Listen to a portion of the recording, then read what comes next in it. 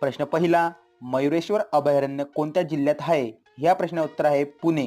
प्रश्न दुसरा, चळवळ करा, अखंड चळवळ करा हा मंत्र देणारे भारतीय राष्ट्रीय सभेचे आधारस्तंभ कोण होते? ह्या प्रश्नाचे उत्तर आहे दादाभाई नौरोजी. प्रश्न तिसरा, ग्रामपंचायतमध्ये भ्रष्टाचार आढळल्यास त्या संबंधीचा अहवाल ग्रामसभा कोणाला सादर करते? या प्रश्नाचे उत्तर आहे जिल्हा परिषद स्थायी समितीस. प्रश्न चौथा, ताडोबा राष्ट्रीय उद्यानाची स्थापना कधी करण्यात आली? या प्रश्नाचे उत्तर आहे 1955ला. प्रश्न पाचवा, एका वर्षात किती आठवडे असतात? या प्रश्नाचे उत्तर आहे 52. प्रश्न सहावा, कोकण विभागात किती जिल्हे आहेत? या प्रश्नाचे उत्तर आहे 7. प्रश्न सातवा, इन्सुलिनचा शोध कोणत्या शास्त्रज्ञाने लावला? या प्रश्नाचे उत्तर आहे फ्रेडरिक बेटिंग. प्रश्न आठवा, पितळ कोणत्या संमिश्र घटकापासून तयार होते? या प्रश्नाचे उत्तर आहे तांबे आणि जस्त.